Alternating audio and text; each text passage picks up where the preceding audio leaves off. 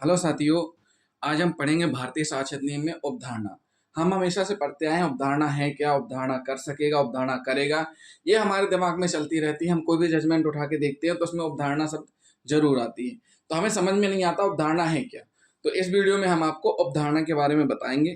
तो जिन साथियों ने अभी तक हमारा चैनल सब्सक्राइब नहीं किया है तो सबसे पहले हमारे चैनल को सब्सक्राइब जरूर कर लें और वीडियो को लास्ट तक जरूर देखें। उपधारणा का मतलब क्या होता है?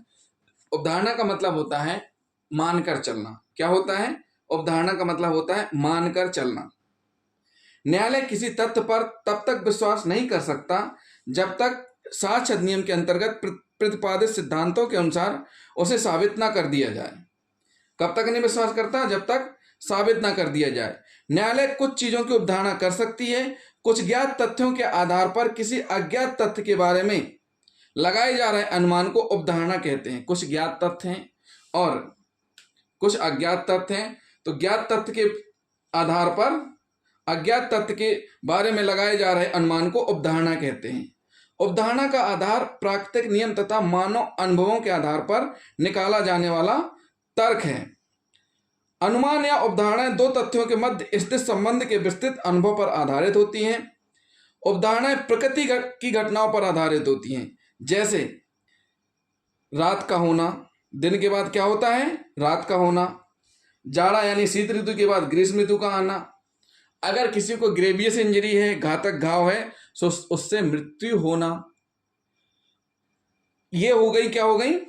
ये कुछ प्रकार की उदाहरणाएं और उपधारणाएं हैं। वह मानवीय कार्यकलापों के आधार पर, समाज की प्रथाओं के आधार पर या व्यापार के समव्यवहार के आधार पर भी हो सकती हैं। एक उदाहरण से हम आपको समझाते हैं, उदाहरण आपको बिल्कुल अच्छे से समझ में आ जाएगा। उदाहरण के लिए मान लेते हैं राम की एक घड़ी खो गई। राम एक व्यक्ति है जिसके पास एक घड़ी थी, खो गई, चोरी हो गई। उसने सीधे जाकर के पुलिस में कंप्लेन दर्ज की। पुलिस ने एफआईआर रजिस्टर कर ली। उसके बाद पुलिस ने इन्वेस्टिगेशन की।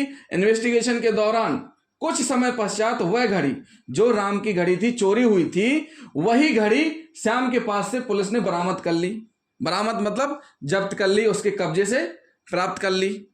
अब क्या स्थिति निकल के आ रही सामने में? आप खुद सोचिए कि श्याम के पास घड़ी आई कैसे? या तो श्याम चोर है या फिर उसने चोरी का सामान खरीदा है। तो एक प्राकृतिक अनुमान या उपधारणा होगी कि या तो श्याम ने घड़ी चुराई है या किसी चोर से यह जानते हुए प्राप्त की है कि वह चोरी की है। तो साथियों, सीधी सी बात है, उपधारणा का मतलब है मानकर चलना या अनुमान लगाना। अर्थात न्यायालय कुछ चीजों की उपधारणा कर सकती है कुछ ज्ञात तथ्यों के आधार पर। एक तथ्य ज्ञात हो गया कि उसके पास से बरामद हुई है, तो दूसरी अवधारणा क्या हो सकती है कि सीधी सी बात है, या तो आप चोर हो या तो आपने चोरी की खरीदी है।